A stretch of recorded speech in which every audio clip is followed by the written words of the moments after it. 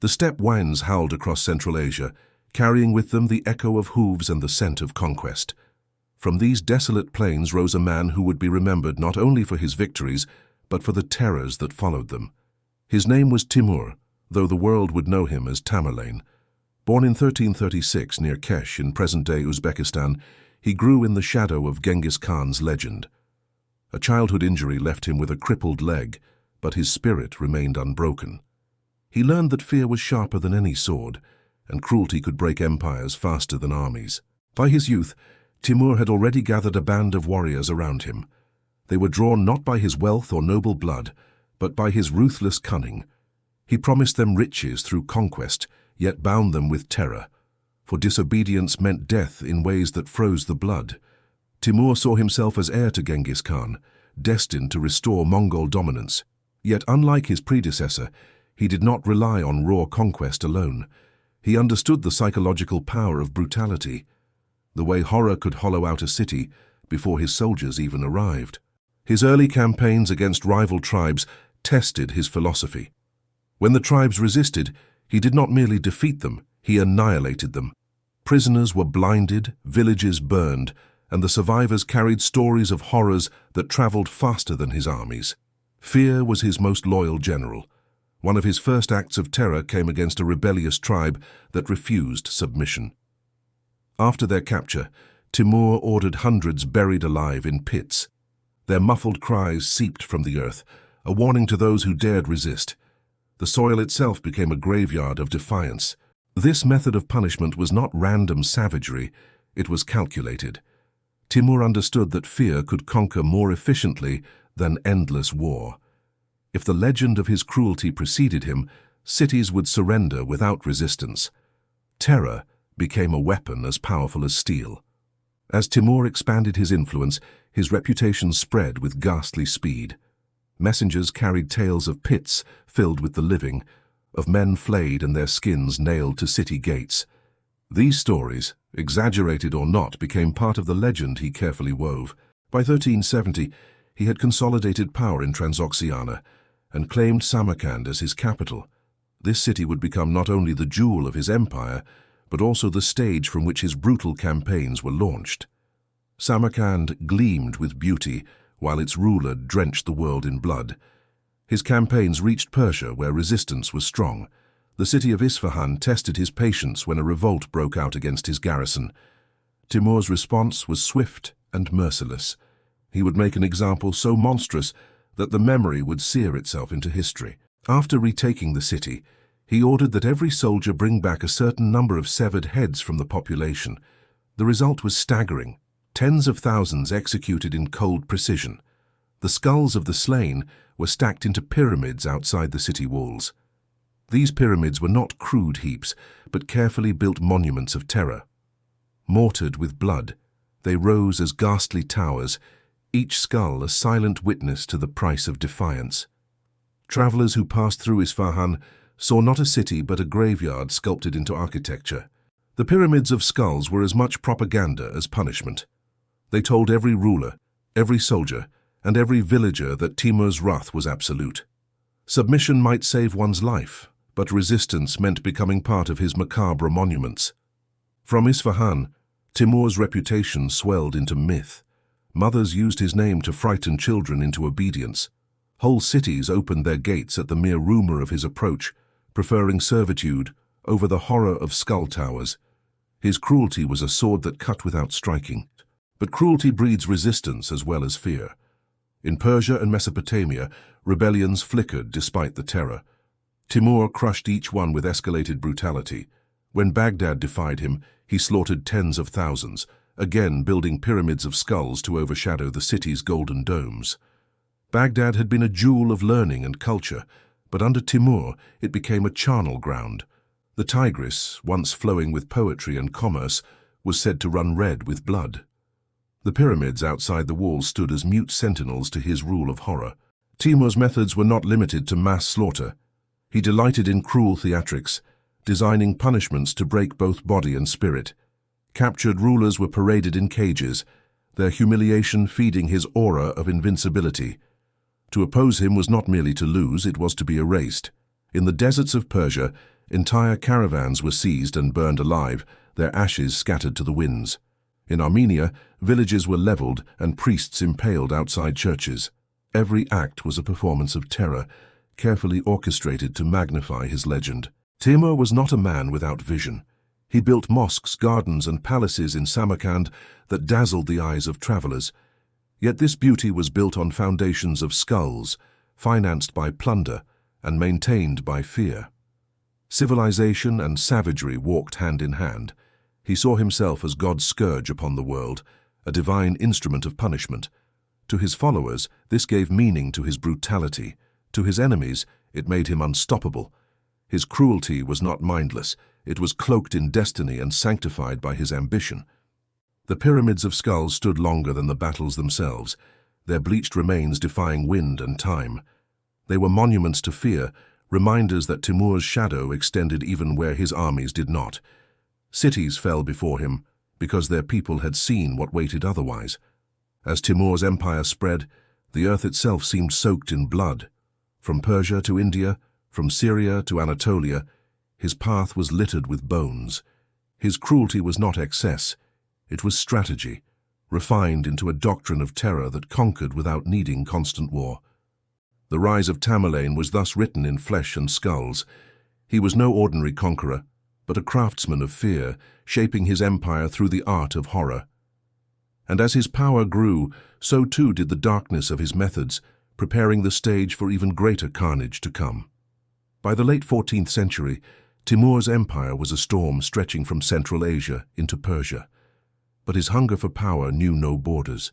His gaze turned south toward India, where wealth and splendor promised rewards, and resistance invited cruelty.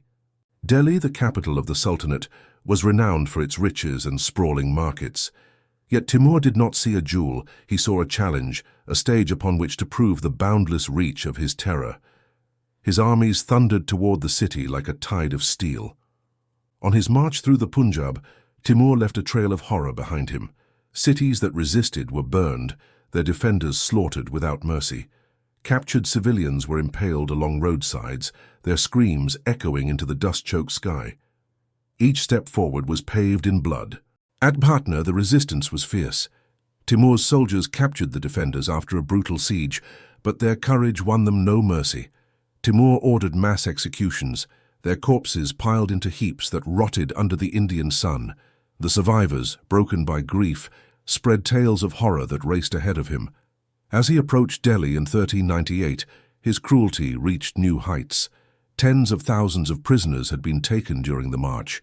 Fearing they might rebel during the coming battle, Timur commanded their execution. On a single day, more than 100,000 captives were slaughtered. The massacre was not carried out in haste, but in grim ritual. Soldiers moved through the camps with blades, binding men, women, and children, and cutting them down without pause. The ground turned black with blood, and the air filled with the stench of death. When Delhi's gates finally fell, the city trembled not from the clash of steel, but from the memory of what awaited. Timur's soldiers poured through the streets, looting treasures, enslaving survivors, and torching neighborhoods. Temples and palaces became funeral pyres.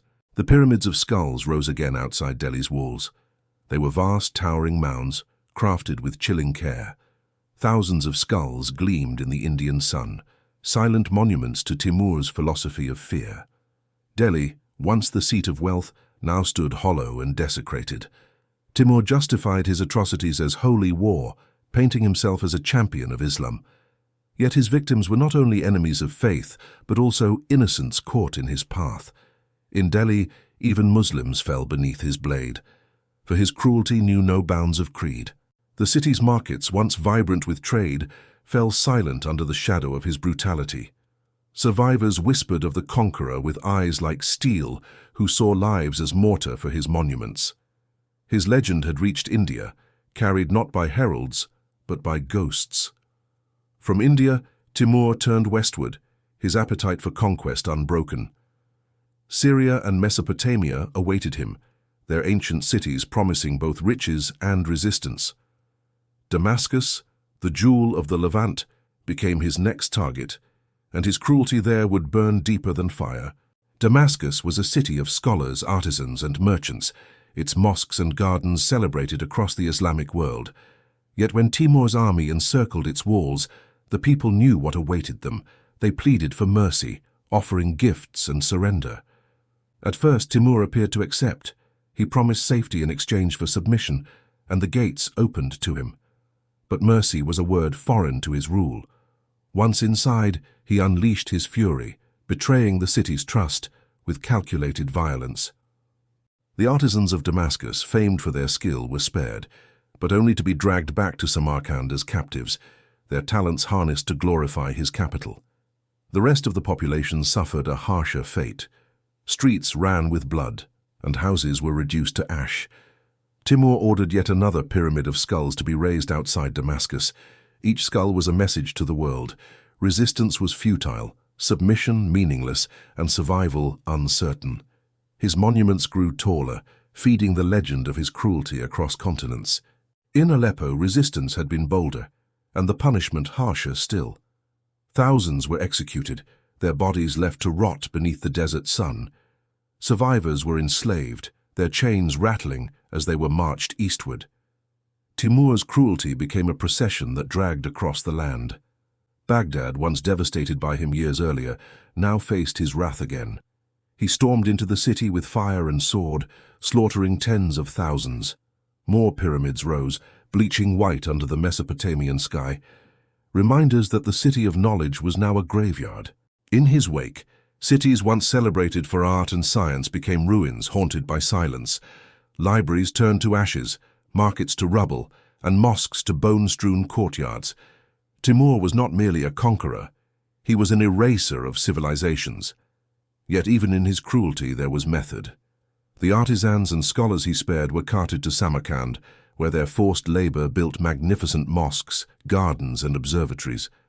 The beauty of his capital was a facade erected on a foundation of terror. Samarkand glittered with turquoise domes and grand avenues, but beneath its splendor lay the ghosts of Delhi, Damascus, and Baghdad. Visitors marveled at its beauty, while stepping on stones stained with the sweat and blood of captives dragged from 1,000 cities.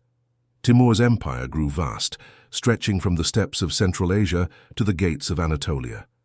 Yet his reign was not built on loyalty or unity. It was built on fear. His pyramids of skulls stood as silent rulers when his armies moved elsewhere. To the west, the Ottoman Empire was rising, threatening to overshadow him. In 1402, he clashed with Sultan Bayezid at the Battle of Ankara. Timur's victory was decisive, but his treatment of the defeated ruler revealed the depth of his cruelty. Bayezid, once proud, was captured and caged like an animal. Legends claim Timur forced him to endure humiliation before his court, paraded as a broken symbol of defiance. The Sultan's wife was taken, his honor shattered, his dynasty disgraced. The victory over the Ottomans marked the zenith of Timur's power. Yet it also showed how his cruelty was not limited to the masses. It reached kings and emperors alike. To Timur, no life was sacred, no throne immune from humiliation. His pyramids of skulls, raised from India to Syria, became symbols etched into the earth. They told of a man who ruled not through love or loyalty, but through terror so profound that centuries later, the memory of his cruelty still clung to ruins. And yet, Timur's hunger was not sated. His eyes turned east again toward China, the land of dynasties and legends. His armies prepared for the march, but fate would intervene before his pyramids could rise on Chinese soil. The dawn of the 15th century found Timur at the height of his power. His empire stretched across Central Asia, Persia, Mesopotamia, India, and into Anatolia. He had broken empires, humbled kings, and left cities drowned in blood. Yet his ambition remained unsatisfied. His gaze turned toward China, where the Ming dynasty ruled with splendor. The thought of conquering such a vast empire thrilled him. If Samarkand was already the crown of his achievements, then China would become the jewel that immortalized him as the greatest conqueror since Genghis Khan. The march began in 1404. Tens of thousands of soldiers rode across the cold steppes, carrying Timur's banners and his terrible reputation. Behind them, the land they left was scarred with pyramids of skulls. each one a silent drumbeat of terror echoing across continents. But the march was cursed from the start. The old conqueror, now nearly 70, carried the weight of age and the scars of countless campaigns. The winter was cruel, the cold biting deeper than any enemy blade. His army pressed on, but Timur's body began to falter. In February 1405, at Otrar, near the Sirdarya, death finally claimed the man who had claimed so many others. The great conqueror who had buried thousands alive and raised towers of skulls was laid low not by steel or rebellion, but by fever and exhaustion. His death was hidden at first, for his generals feared panic among the troops. The march on China collapsed, and the dream of extending his terror to the Ming dynasty ended before it began. Timur's body was carried back to Samarkand, the city he had adorned with stolen beauty. His mausoleum, the Gure Amir, became his final resting place. The walls glittered with turquoise tiles, yet beneath the splendor lay the remains of a man who had turned half the world into a graveyard. The conqueror who had built monuments of bone now slept beneath stone. Yet Timur's death did not end the shadow of his cruelty. His empire quickly fractured, but the memory of his horrors endured. Cities once vibrant with life remembered the silence that followed his passage, the ashes where libraries and markets once thrived. The pyramids of skulls lingered, monuments that outlasted empires. Some crumbled into dust, others were scavenged by animals and wind, but the memory of them lived on in chronicles and stories whispered across Asia and the Middle East. His cruelty had carved itself into history. Timur's rule raised questions that haunted generations. Was he a genius of war, or a monster of terror? His military campaigns rivaled Alexander and Genghis, but his reliance on calculated brutality made him infamous even among conquerors. His genius and his cruelty were inseparable. For those who survived, his name became a curse. In Persia, Baghdad, and Delhi, mothers still frightened children with his memory. "Sleep, or Timur will come," they whispered, long after his bones lay buried. Fear had outlived the man who inspired it. The scholars of Damascus who were dragged to Samarkand left behind empty homes and silent streets. The artisans of Delhi built domes that shone under the sun, but knew their hands were bound by conquest. Beauty and terror were twins in Timur's legacy. Even kings remembered the cage of Bayezid, a warning that no throne was too high to fall. Timur had stripped emperors of dignity, reduced sultans to animals, and shown that his cruelty extended beyond soldiers and peasants. To him, all were fuel for fear. The chronicles of his time, written by survivors, trembled with descriptions of his atrocities. They spoke of pits filled with the living, of men flayed alive, of pyramids so vast they blotted out the horizon. His cruelty was not myth, it was method, remembered in ink and scars. Yet some remembered him differently. In Samarkand, poets praised his vision, and architects marveled at the beauty he had forced into existence. To them, Timur was a patron, a man who turned a desert capital into a glittering gem. His brutality was the price of grandeur. But for the millions who had perished, grandeur was a hollow word. The people of Isfahan remembered their families stacked into towers of skulls. The survivors of Delhi carried the memory of 100,000 corpses butchered in a single day. For them, Timur's name was ash. Historians would debate him for centuries, balancing his brilliance with his cruelty. Was he a builder of empires or a destroyer of worlds? Was his terror a necessity of conquest or a madness that consumed him? The answer lay buried beneath pyramids of bone. In the end, Timur's greatest monuments were not his mosques or gardens, but the skull towers that rose wherever he marched. They stood as warnings, as markers of cities erased, as symbols of fear that spread faster than his armies. They were his true legacy. Long after his empire crumbled, the legend of his cruelty endured. When travelers spoke of Samarkand's beauty, they also spoke of the skulls that paved its glory. When children heard his name, they shivered, as if the old conqueror might rise from his grave. Timur had sought to be remembered as the equal of Genghis Khan. He succeeded, but not in the way he imagined. Genghis was remembered as a lawgiver and empire builder. Timur as the master of terror, the man who turned cruelty into architecture.